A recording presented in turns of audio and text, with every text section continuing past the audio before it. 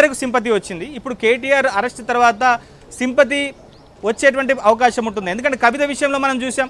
అలానే ఇప్పుడు కేటీఆర్ ఒకవేళ అరెస్ట్ అయితే మరోవైపు ఇటు కేసుల్లో ఇరుక్కున్నటువంటి ఇప్పుడు కేసుల్లో ఇరుక్కోబోతున్నటువంటి కేసీఆర్ కానీ హరీష్ రావు కానీ సో ఈ ఎపిసోడ్ అంతా కనుక చూస్తే ఈ అరెస్టులతో సింపతి వచ్చేటువంటి పరిస్థితి ఉందా?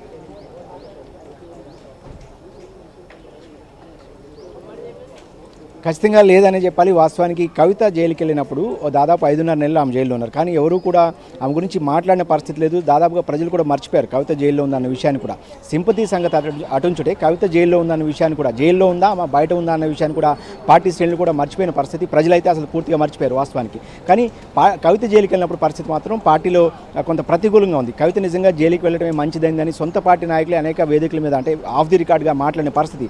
కవిత జైలుకి వెళ్ళడమే మంచిదైంది. సో కొంత పార్టీలో పార్టీ నాయకత్వం ఎవరైతే వహిస్తున్నారో వాళ్ళ ఆలోచన విధానాలు కావచ్చు, కొంత కింద అంటే మొదటి నుంచి ఉద్యమంలో పనిచేసిన నాయకులకు పక్కన పెట్టి కొత్తగా పార్టీలోకి వచ్చిన వాళ్ళకి పెద్దపీట వేయడం వల్ల ఇలా జరిగిందనేది వాళ్ళ వాదన. సో ఇప్పుడు మాత్రం కేటీఆర్ విషయంలో కొంత ఉంటుంది. ఎందుకంటే బీఆర్ఎస్ పార్టీ వర్కింగ్ ప్రెసిడెంట్గా అంటే దాదాపు ఏడాది కాలంగా అన్ని తానే కేటీఆర్ వ్యవహరిస్తాడు.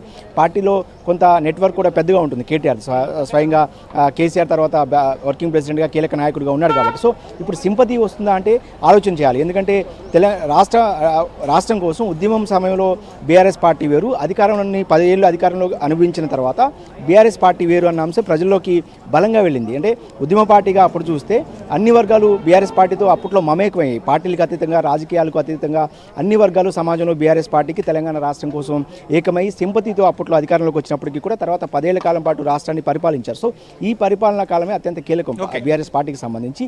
ఈ పరిపాలన చేసినప్పుడు ప్రజలతో బీఆర్ఎస్ పార్టీ నాయకత్వానికి సంబంధాలు తెగిపోయాయనేది ఒక చర్చ రాజకీయంగా. వాస్తవానికి పూర్తిగా పరిపాలన మీద దృష్టి పెట్టారు తప్ప గతంలో పనిచేసిన వాళ్ళు కావచ్చు ప్రజల్ని కలవలేదు అనే అంశం చాలా బలంగా వెళ్ళింది. సొంత పార్టీ నాయకులతో పాటుగా క్యాడర్లో కూడా ఈ అంశం చాలా బలంగా ఉంది. సో ఇప్పుడు గాంధీ భవన్ లో కేటీఆర్ కి సంబంధించి కాంగ్రెస్ పార్టీ ఎమ్మెల్సీ బల్మూరి వెంకట్ మాట్లాడుతున్నాడు. ఇదే అంశానికి సంబంధించి ఒకసారి లైవ్ లో చూద్దాం.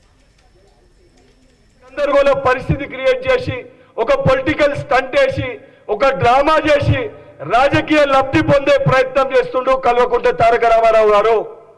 నిజంగా మీకు చిత్తశుద్ధి ఉంటే మీరు తప్పు చేయకపోతే విచారణకి మీరు ఎందుకు కట్టుదిట్టంగా సో సొంత పార్టీ నాయకులే అనేక వేదికల మీద అంటే సో పోలీసులు చట్ట ప్రకారం నడుచుకోవాలి.